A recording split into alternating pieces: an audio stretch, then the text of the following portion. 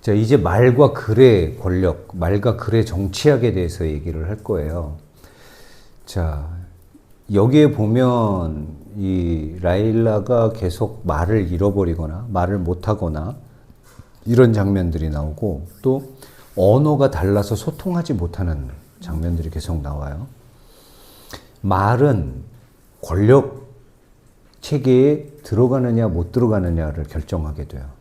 우리는 언어라는 거를 그냥 단순히 의사소통의 도구라고 생각을 하지만 언어는 의사소통의 도구이기 이전에 그 권력 체계 안에 들어갈 수 있느냐 없느냐를 얘기를 하기도 합니다.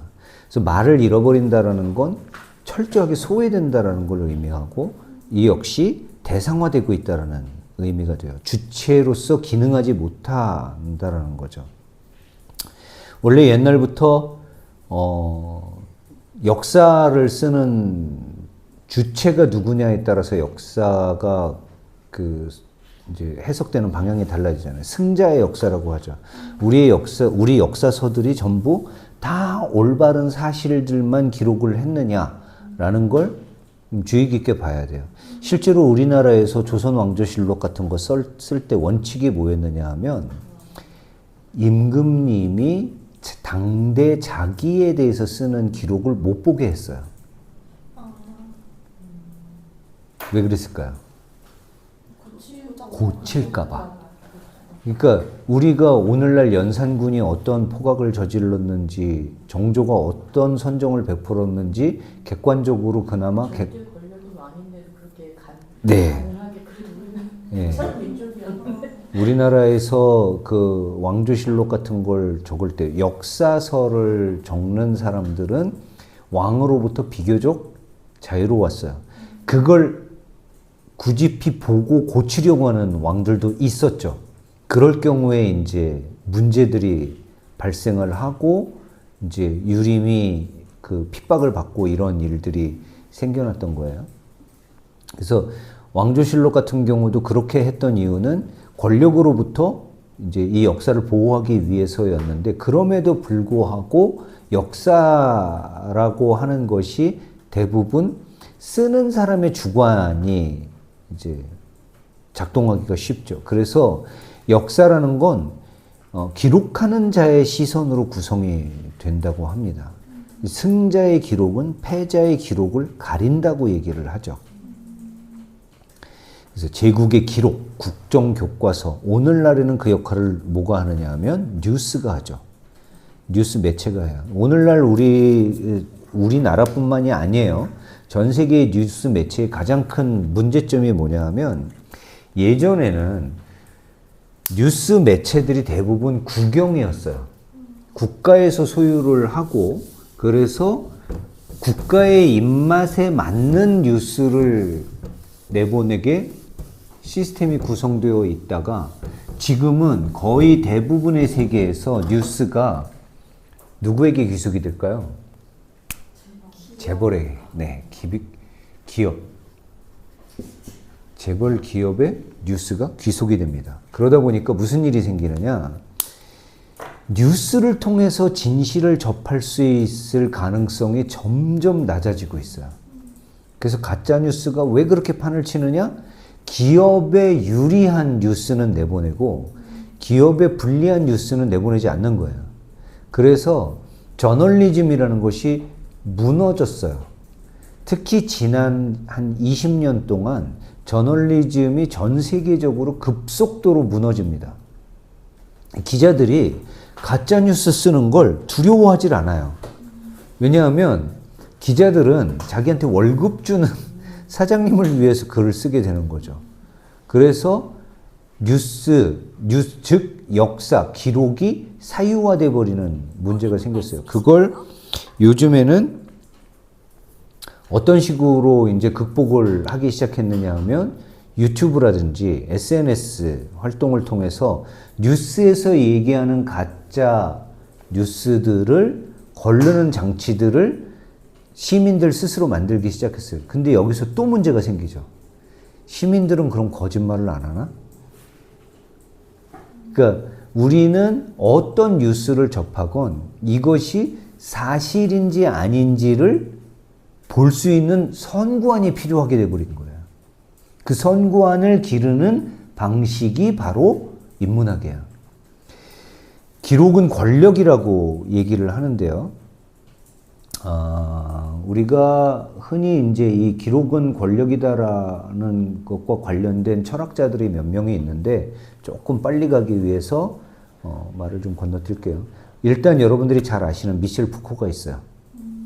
푸코는 계속 얘기를 했죠. 권력이 내면화되는 거를 경계했던 철학자예요.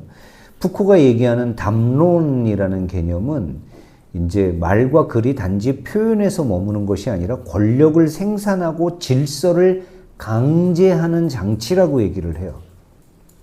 그래서 말과 글을 통해서 정상과 비정상을 나누고 진리와 진리가 아닌 것을 나누고 주체와 주체가 아닌 것을 나누게 됐다는 거예요. 예를 들면 정신병자, 죄수, 성적 소수자 이런 사람들은 말을 할 수 있어요, 없어요? 공적인 담론의 장에 참여할 수가 없어요. 옛날 우리는 민주주의의 태동을 고대 아테네에서 보죠. 고대 아테네의 민주주의가 그러면 이상적인 민주주의, 제대로 된 민주주의였나? 아니에요. 아테네의 민주주의는 대부분 뭘로 구성이 돼요? 원로원으로 구성이 됐어요. 원로원이 각 지역이나 각 단체를 대표하는 사람을 원로원으로 뽑아서 원로원에 넣어 놓는데, 그럼 원로원들의 원로들은 개인의 성향에 따라서 정말 자기가 대변해야 되는 민중의 의견을 얘기하는 원로들도 있었겠지만 사실은 다 대부분 무엇을 대변해요? 자기 이익을 대변하죠. 자기 이익을 대변하는 경향이 많았고, 그나마 그 원로원에도 원로원의 대표를 뽑을 때 그 대표를 뽑을 수 있는 자격이 있는 시민은 누구였느냐 하면 시민사회를 구성하는 역할을 할 수 있는, 즉 국민으로 인정받는 사람이에요. 그 사람은 백인이고 남성이었어요. 그리고 재산이 있어야 돼요. 재산이 없으면 원로를 뽑는 투표를 할 수가 없었어요. 제일 처음에 소외된 사람 누구? 여성. 여성들과 노예들은 원로를 뽑을 수가 없죠. 그리고 가난한 사람들. 원로를 뽑을 수가 없어요. 그러니까 군대에서 군인을 뽑는다 그러면 누구부터 뽑아요? 노예, 그리고 가난한 사람들. 부자들은 군역도 그건 동서양이 다 마찬가지였어요. 부자들은 다 군역을 돈을 주고 빼거나 아니면 우리나라 같은 경우에는 그런 사건들 많았죠. 자기 집안 노비를 대신 자기 이름으로 보내서 노비가 공을 세워서 돌아오면 쥐두새도 모르게 죽여버리고 자기가 그 공을 세운 인물이 되고 뭐 이런 일들이 역사 속에서 비일비재했어요. 자, 민주주의라는 것도 이 담론의 장 안에 들어갈 수 있느냐 없느냐로 결정이 되는데, 오늘날 전 세계가 극우화된다라고 얘기들을 많이 하죠. 이것도 아테네의 상황과 크게 다르지 않아요. 지금 우리는 모든 국민이 참정권을 가지고 있다고 얘기를 해요. 그런데 사실은 참정권을 가지고 있는 국민들이 대부분, 이건 우리나라뿐만 아니라 어느 나라에서도 마찬가지인데, 누구를 뽑느냐? 자기를 소외시킬 사람을 뽑아요. 부자를 뽑죠. 똑똑한 사람이라고 생각되는 사람을 뽑아요. 법률가 출신들을 뽑아요. 그럼으로써 적극적으로 자기 자신을 소외시키는 이런 결과를 낳게 되죠. 근데 왜 그렇게 되느냐? 그 뽑히는 사람들이 장악하고 있는 것이 언론이에요. 언론으로 하여금 자기에게 유리하도록 만드는 거예요. 그러니까 그런 권력을 쥔 사람들이 권력을 계속 가질 수밖에 없는 구조를 만드는 거죠. 언론을 보고 언론을 통해서 언론이 걸러준 사람을 뽑게 되면 결국은 재벌이나 자기에게 이익을 주는 사람이 아니라 자기를 오히려 소외시킬 사람들을 뽑게 될 가능성이 높다라는 거예요. 요번에 후보가, 이거는 이제 선거에 직접적인 영향을 미칠 수 있기 때문에 제가 이름은 얘기를 안 하겠는데, 모 후보가 내놓은 공약 중에 이런 공약이 있어요. 우리나라 기업의 공장이나 이런 것들이 자꾸 해외로 나가고 있단 말이에요. 해외에 인건비가 싸고 이러니까 해외로 나가고 있어요. 그 해외로 나가는 그 공장들을 다시 한국으로 오게 하고 한국의 노동력을 쓰게 하는 게 숙제 중에 하나예요, 정치인들의. 근데 모 정치인이 어떤 공약을 내놨느냐 하면 외국에 나가 있는 기업을 한국으로 들여오는데 그 기업이 한국에서 나가는 이유가 외국의 노동력이 싸서 그런 거면 노동자들도 같이 들여와. 그래서 한국의 그 노동자들은 기본급여, 법률이 정하는 기본급여를 줘야 되는데 외국에 싸기 때문에 나가는 건 그 기본급여 이하로 줘도 되기 때문에 나가는 거 아니에요. 그러니까 그 싼 노동력을 가지고 들어와서 그 나라에서 주는 것만큼의 돈만 주고 노동을 시키면 그럼 한국 안에서도 기업들이 경제적으로 돌릴 수 있지 않느냐, 이게 논리예요. 네? 누군지 제가 지금 방송 중이라 얘기하면 안 되고. 근데 그렇게 되면 어떻게 되겠어요? 그렇게 되면 일단 첫 번째 기본적인 법률 위반이에요. 우리나라에서 노동을 하는 한은 우리나라에서 법에 정한 기본 급여를 줘야 돼요. 그러면 그리고 또 하나 더 문제가 되는 건 뭐냐면 우리나라의 기업이 외국에 자꾸 나가서 경제적으로 더 유리한 곳에서 활동을 함으로써 우리나라가 피해를 입는 것은 결국 우리나라 노동력이 일을 못하기 때문이잖아요. 외국의 노동력을 그대로 들여와서 그 공장에 그 외국의 노동력으로 쓴다? 그럼 왜 들여오는 거지? 우리나라 국민들에게 득이 안 되는 행위를 하게 된다는 거예요. 이 사람의 논리는 그렇게 해서 급여를 받은 외국인 노동자들로부터 세금을 걷어들이면 효과는 동일한 거 아니냐라고 얘기를 하는 거야. 그러니까 법도 무시하고 국제 관계도 무시하고 어떤 기업의 생리도 무시하고 짜는 거죠. 근데 그 사람의 공약에 대해서 그런 약점들을 언론이 얘기하지 않아요. 그쪽에 유리하게 만들어야 된다라는, 네. 넘어가면 또 제가 빨갱이라고 찍힐까봐. 자, 미셸 푸코가 있었고요. 그 다음에 에드워드 사이드라는 사람이 있습니다. 에드워드 에드워드는 여러분이 다 아시는 그 에드워드 맞아요. 근데 사이드는 요렇게 씁니다. 네, 에드워드 사이드라는 사람이 있는데 이 사람은 탈식민주의의 언어 비평에 이제 중점을 두고 활동을 한 사람이에요. 서구가 동양을 묘사한 모든 글, 문학이건 여행기건 학술서건 기사건 모든 것들은 중립적인 것이 아니라 식민지 지배를 강화하기 위해서 문화적인 무기로 쓰였다라는 거예요. 그래서 이 사람이 주장하는 것은 지식인이 된다라는 건 중립적인 위치를 가지게 된다는 것이 아니라 그 권력의 구조 안에 편입된다는 걸 의미한다라고 얘기를 했었던 사람이에요. 에드워드 사이드라는 사람이 있었고요. 자, 조금 유명한 사람은 자크 데리다라는 사람이 있죠. 자크 데리다는 많이 들어봤죠? 우리 수업에서도 몇 번 나왔었어요. 자크 데리다는 전통적으로 철학에서는 글보다는 말을 우위에 두고 이제 철학을 설명을 했었어요. 글은 조금 열등한 것으로 비판을 해왔었죠. 그런데 자크 데리다는 말이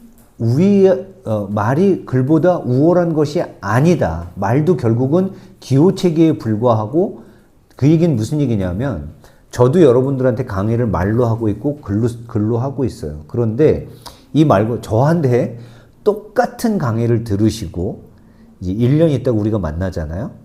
그러면 제가 강의한 내용에 대해서 다 각자 다른 생각들을 가지고 있어요.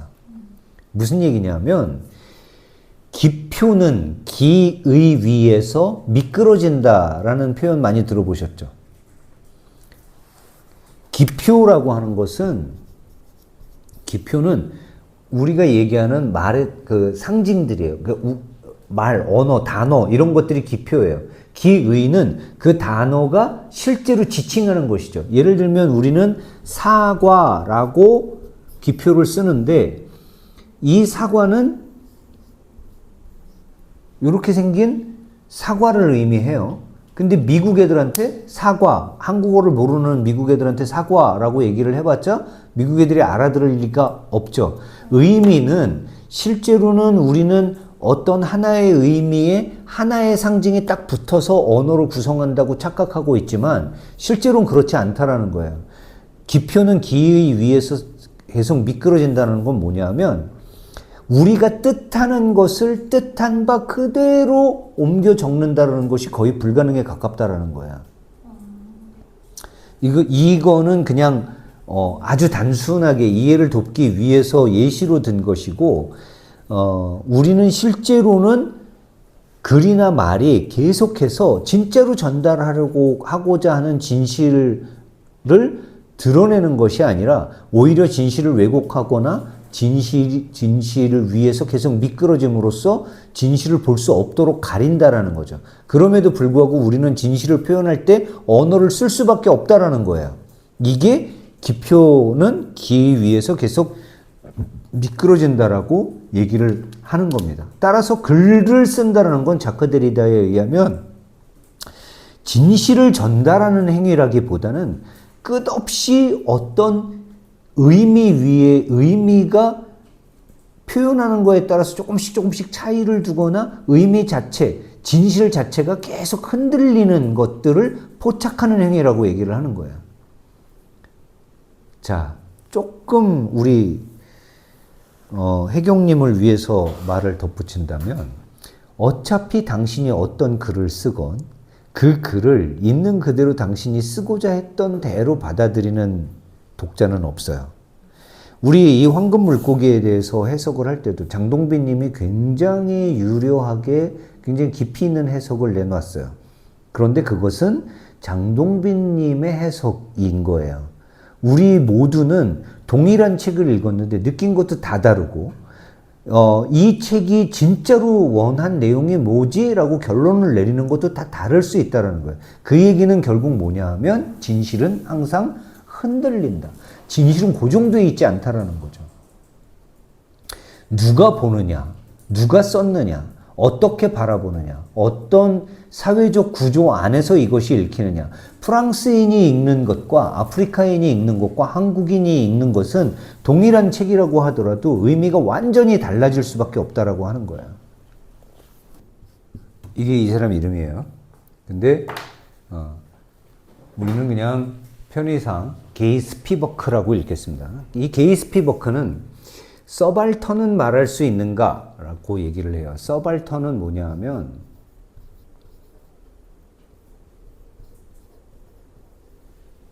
맞나?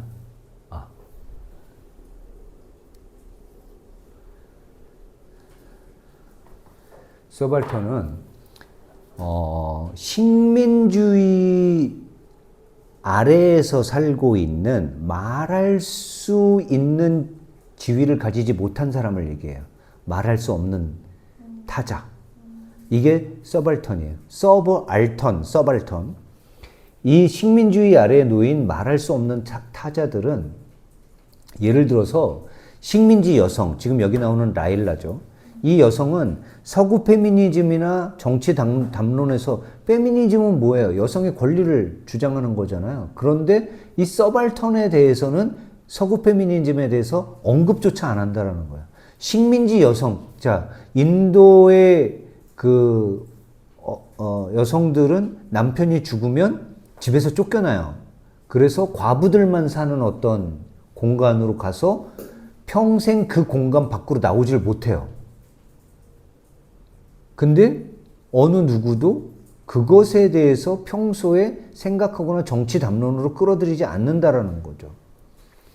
우리가 그들을 대신 말함으로써 오히려 그들의 고유한 발화를 지우는 것은 아닌가라고 게이 스피버크는 얘기해요. 이게 무슨 얘기냐면 서구인으로서 이 게이 스피버크는 여성이에요. 여성 페미니스트이기도 한데 서구인으로서 자기가 인도 여성의 고통에 대해서 얘기해 봤자 인도 여성이 자기의 입으로 이야기하는 것을 오히려 막거나 왜곡하게 되지 않는가라는 거예요. 우리는 저도 이렇게 강의를 하고 있고 세상에 많은 사람들이 자기 주장을 펼치고 있지만 이것도 역시 밀란 쿤데라의 그 무세스 사인 이 질문과 동일한 거죠. 우리가 말하는 것이 정말로 옳은 것인가? 우리가 그들을 위해서 무언가를 대변한다는 것이 가능한 것인가? 그들 스스로 발화할 수 있는 말을 하고 담론에 참여할 수 있는 장을 만드는 것이 더 중요한 것이지 그들을 대신해서 무언가를 얘기한다는 건 결국은 진실을 왜곡할 수 있다라는 얘기가 되는 거죠. 그 외에도 뭐 이제 몇 명의 그 사회학자나 철학자들의 이야기들이 있어요. 우리가 중요하게 생각해야 되는 것은 결국 우리 주변에 말을 할 수 없는 처지에 놓인 사람이 있지 않은 걸 봐야 된다는 거예요. 누가 말을 할 수 있는 거고 그 말을 하는 주체가 어떤 위치에서 말을 하고 있는가를 우리는 끊임없이 살펴봐야 된다는 거죠. 그리고 무엇이 말로 간주되고 무엇이 침묵으로 간주되는가도 우리가 봐야 된다는 거예요. 말을 한다고 해서 다 말은 아니라는 거예요. 예를 들어서 어떤 그 재벌의 입장을 옹호하는 정치인이 막 얘기를 하는데 그 정치인을 뽑아야 된다고 막 태극기를 들고 막 그 정치인의 이름을 연호하는 사람이 과연 자기의 말을 하고 있는 것인가? 본인이 자기의 말을 하고 있다라고 믿고 있다고 하더라도 그것이 이미 정치적인 의도나 말의 권력 구조, 권력의 내면화 이런 거에 오염되어 있는 상태에서 이야기하는 거라면 그 사람은 사실은 자기 말을 하고 있지 않을 수 있다는 거예요. 그리고 글을 쓴다라는 것이 정말로 진실을 쓰고 있는 것인가? 이게 권력을 재생산하고 있는 것이 아닌가? 그래서 라일라는 자꾸 말을 잃는 거예요. 어떤 체계 안에 흡수되려고 하면 라일라는 아프고 말을 못해요. 그 체계에서 벗어나야 돼요. 라일라는. 결국 라일라가 도착한 곳이 어디예요?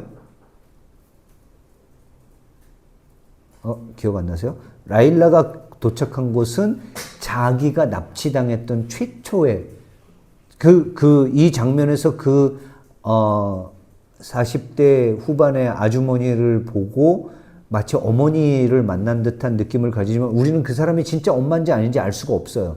그 엄마 본인도 모르고 라일라 본인도 몰라요. 다만 한 가지 분명한 것은 이곳이 라일라가 납치됐던 최초의 장소라는 것만 알 수 있죠. 근데 그 장소에 도달하기 전에 라일라는 반드시 뭐가 필요했느냐 하면 자기 언어로 노래하는 게 필요했어요. 그러니까 여기서 라일라가 자기의 언어를 가지고 자기의 노래, 자기가 만든 노래를 대중 앞에 부른다라고 하는 것은 우리가 일반적으로 소설 같은 걸 읽을 때 이렇게 소외됐던 여성이 막 가수로 성공해가지고 사람들 앞에서 막 돈도 벌고 막 유명세를 가지게 되고 자기 이름을 알리게 되고 이런 어떤 성공담, 성장담으로 그것을 기능하게 하는 것이 아니라 고향으로 자기의 뿌리로 자기의 정체성으로 돌아가는 장치로서 필요한 거예요. 그렇게 함으로써 비로소 라일라는 자기의 말, 자기의 글, 자기의 음악을 가지게 된 거예요. 이렇게 함으로써 서구인들이 계속해서 대상화했던 여성이 자기 주체를 찾아가는 완성하는 이야기로 끝을 맺게 된다는 거죠. 이게 말과 굉장히 연관이 깊은 이야기라고 하는 거예요. 자, 자크 데리다는 이런 그 말에 대해서 이제 그러니까 소설을 해체적으로 써야 된다라고 얘기를 하는데 이 해체라고 하는 거의 의미를 우리가 다시 한번 돌아보면 일단 첫 번째, 중심이 사라지는 이야기가 돼야 된다. 그러니까 르클레지오라는 프랑스 남성 백인 작가가 쓴 것이지만 이 이야기의 중심은 라일라예요. 근데 라일라는 절대 어느 경우에도 어떤 사회 시스템이나 구조 안에 중심으로 기능하지 못해요. 경계가 흔들려야 된다. 라일라는 계속해서 어떤 사회든 프랑스에서도 라일라는 지하에서 불황아들과 함께 살아요.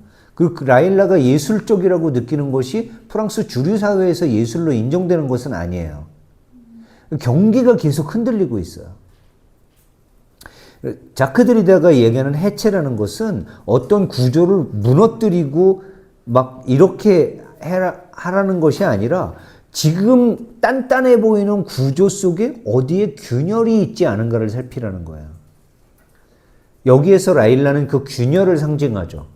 프랑스라는 사회가 가지고 있는 균열, 식민지를 세운 제국주의 국가가 가지고 있는 균열, 우리가 흔히 예술이라고 하는 혹은 안정된 삶이라고 하는 선생이라든지 사진작가 부부라든지 이렇게 안정된 삶이라고 하는 것들이 가지고 있는 그 속의 균열,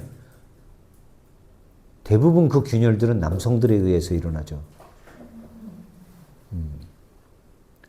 해체한다는 건 분석이 아니라 텍스트 안에 이미 일어나고 있는 무너진 곳이 어디인지를 조명 서치라이트를 비추듯이 비추는 일이라고 이야기를 하는 거예요. 제가 지금 이야기하고 있는 건 다 혜경님 들으라고 하는 얘기예요. 혜경님 글 쓰는데 도움이 되라고. 자, 우리는 담론 안에 들어올 수 있는 사람과 담론 밖에 머무는 사람들을 동일한 시선으로 보는 훈련을 계속 해야 되는데 우리 자신이 담론 안에 들어와 있다면 우리도 모르는 사이에 담론 바깥을 보게 되지 않는다는 거예요. 근데 여러분은 여성이에요. 여성이라는 그 정체성만으로도 이미 남성 중심의 텍스트, 남성 중심의 담론에서 한 발짝 벗어나 있는 경계인이라는 뜻이 돼요. 다시 말해서 자기의 주체성을 찾아 나가는 길에서 나는 담론의 어디까지 안에 들어와 있고 어디까지 바깥에 있는가를 스스로 볼 수 있어야 된다는 거죠. 이게 칸트가 얘기하는 초월 철학이에요.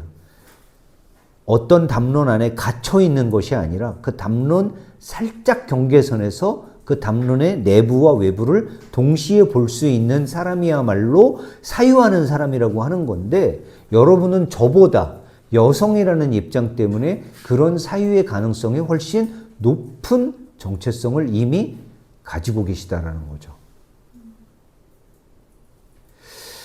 자, 마지막으로 말과 글, 정신과 신체, 남성과 여성, 기존 형이상학적인 서구 철학에서는 말과 글이 있으면 말이 위에 있고 글이 하위였어요. 말이 먼저고 글은 그 말을 옮겨 적는 그릇에 불과했어요. 그 전통 형이상학에서는, 서양 형이상학에서는 정신과 신체가 있으면 정신이 항상 우위에 있었어요. 신체는 정신에 비해서 열등한 것으로 취급받았죠. 그걸 뒤집은 사람이 니체예요. 니체는 계속 얘기하죠. 뱃속으로 철학하라. 몸뚱이로 철학하라.